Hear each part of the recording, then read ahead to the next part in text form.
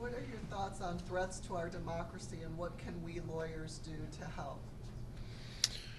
So there are a lot of different kinds of threats to our democracy. From our end, on the FBI end, we focus on sort of specific kinds of them.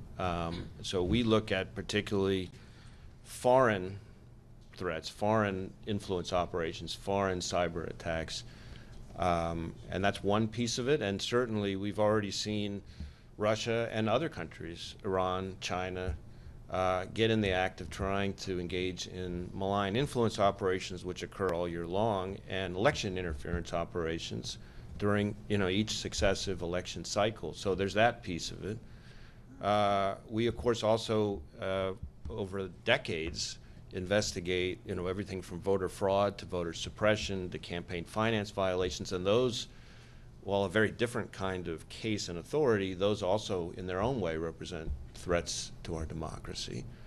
Increasingly, over the last several years, we've started to see an additional threat, which is threats of violence against everything from government officials of all sorts all the way to election workers.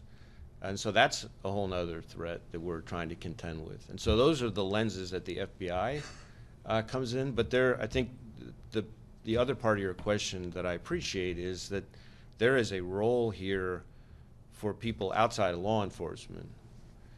Increasingly, we're seeing the threat of, like I said, of information warfare, and there's a role for lawyers and, frankly, the public themselves to be discerning and thoughtful consumers of information.